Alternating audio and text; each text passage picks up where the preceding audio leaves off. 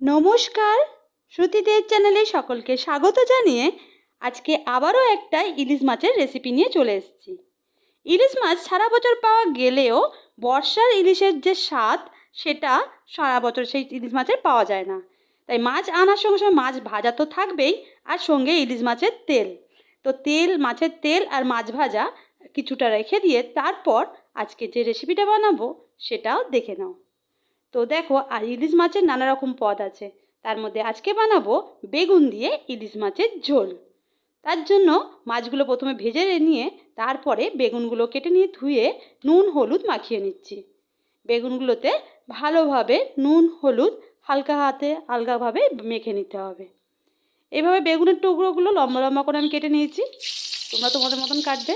তারপর কড়াইতে কিছুটা তেল তুলে রেখে বাকি তেলেতে দিয়ে দিলাম কাঁচা লঙ্কা আর কালো জিরে ফোড়ন।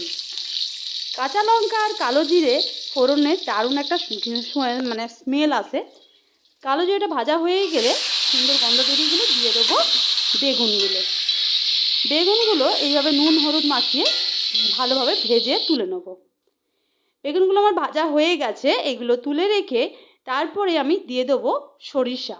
আমি সরিষাটা শিলনোড়াতেই বেটে নিয়েছি, আর একটু সামান্য নুন আর কাঁচা লঙ্কা দিয়ে। আর তারপরে দেখো এইভাবে ঘন হয়েছে, এতে আর একটু জল মেশাবো। এই হলুদ জল আমি দিয়ে দিচ্ছি এর সাথে মিশিয়ে, প্রয়োজন হলে আরও একটু জল মেশাতে হবে। তো এইভাবে ভালোভাবে একটু নুন চিনি দিয়ে মিশিয়ে একেবারে এটা আমি কড়াইতে ঢেলে নেবো।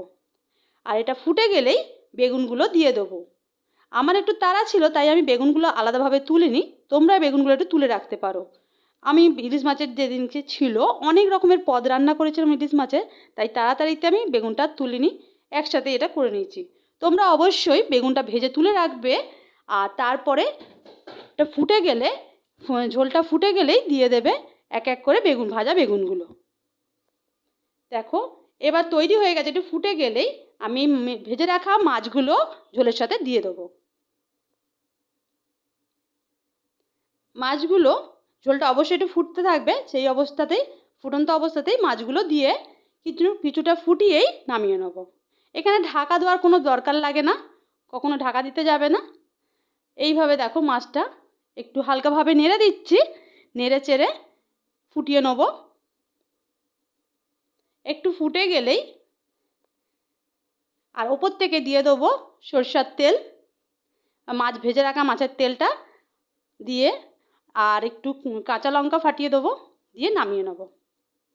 দেখো এই কাঁচা লঙ্কা দুটো চিড়ে ফাটিয়ে দিয়েছি, দিয়ে এবার ঝোলটা নামিয়ে নেব। এটা একটা সুন্দর গন্ধ আসে কাঁচা লঙ্কার আর তেলের। তো তৈরি হয়ে গেল আমার খুব চটজলদি বেগুন দিয়ে ইলিশ মাছের ঝোল। তো রেসিপিটা ভালো লাগলে অবশ্যই লাইক করে দিও।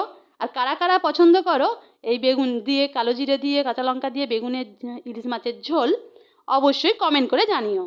তো অনেক অনেক ধন্যবাদ ভিডিওটা প্রথম থেকে শেষ পর্যন্ত দেখার জন্য। আর যারা চ্যানেলটা প্রথম দেখছে অবশ্যই চ্যানেলটা সাবস্ক্রাইব করে দিও, ভালো লাগলে একটা লাইক করে দিও। আজকের মতন আমার রান্না তৈরি। দেখো এবার সার্ভ করে দিলাম এবার সার্ভিং প্লেটে। তো তৈরি হয়ে গেছে আমার বেগুন দিয়ে ইলিশ মাছের ঝোল।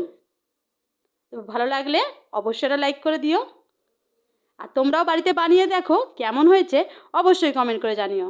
আজকের মতন এখানে শেষ করলাম, সবাই খুব ভালো থাকবে।